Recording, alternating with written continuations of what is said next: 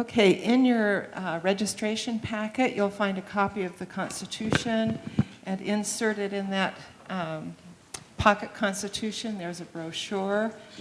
The very first page of this brochure says, "There is a dangerous movement to change our Constitution through an Article 5 convention."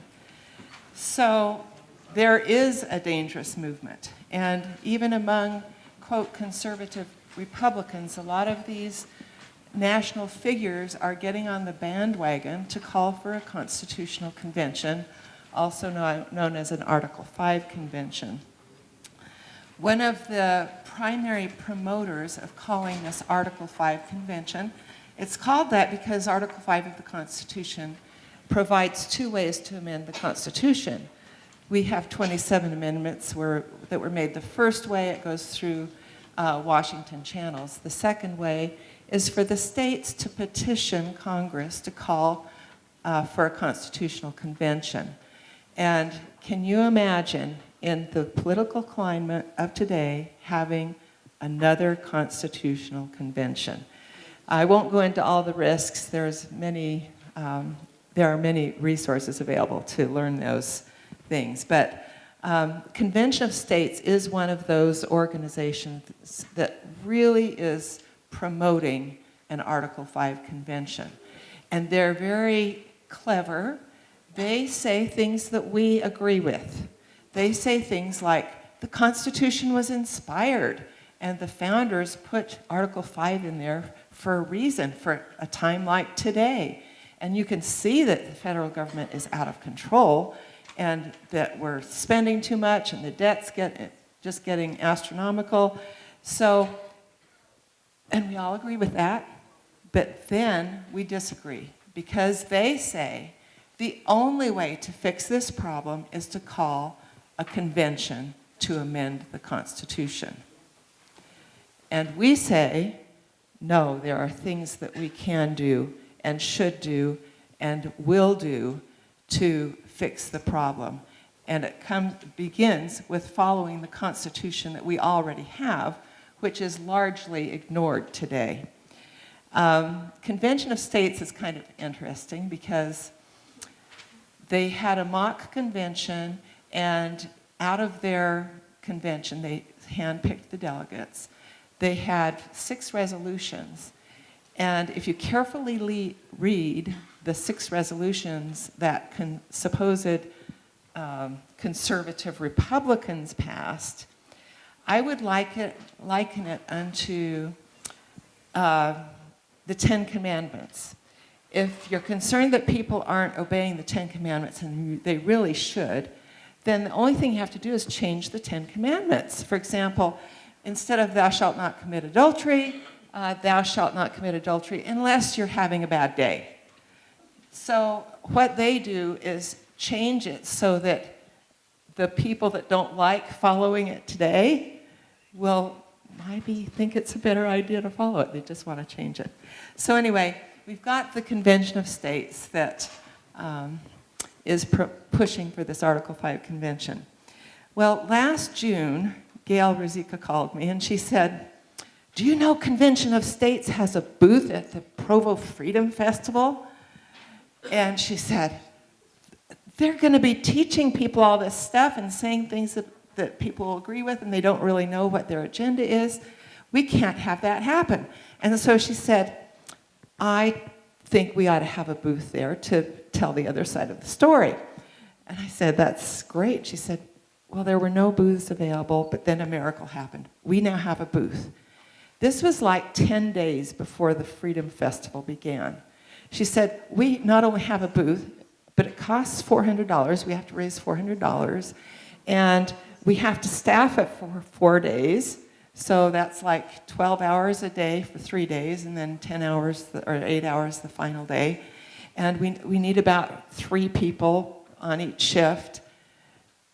How are we going to do this?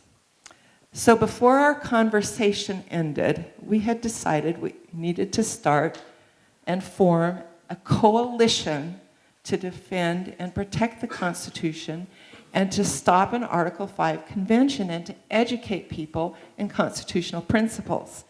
So understand this was 10 days before the Freedom Festival was to begin. In the next 10 days, we named the coalition, got a website up, had made a PayPal account, formed a bank account so we could get donations. We sent emails out. We called different organizations and asked them if they would be interested in joining the coalition. We designed and printed trifold brochures, got stickers printed to put on the constitutions that we were going to hand out that were donated. We had banners designed and printed. We had it set up so people could join the coalition online, and we used online resources to get volunteers for the booth. We got everything for the booth. Okay, now, you know all the different things that might go into getting a booth. And I just give you that list to make the point. Gail could not have done that by herself. Eagle Forum could not have done it. No one of the organizations that has joined the coalition or no group of individuals could have done it. It was by working together that we had the miracle happen and pulled it off. Interestingly enough, we get there early on the Friday morning to set up the booth, and our booth location is right next to Convention of States, and they're already set up. And we're thinking, this is a little bit awkward, perhaps. So Gail, bless her heart, and a few of us went over, and she said, I notice we're right next to each other, and are you okay with that, or would you rather that we find a different location for this booth? And most of them said, yeah, no, we're fine. One was a bit uncomfortable, but we decided that we would just stay right there. And Gail, bless her heart, she said, we'll just have to understand that you're going to be teaching and if trying to persuade people one way, we're going to be doing the opposite. And we can still be friends, and we can talk and wave. So it was all good. And we passed out thousands of constitutions and brochures and got the word going. And it was a grand success, a great effort, but a grand success. Look on the back of this trifold brochure, if you would.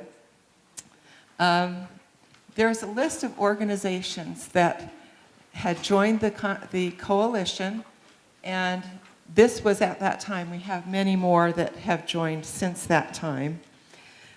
So we've got a lot of backing. So, action items.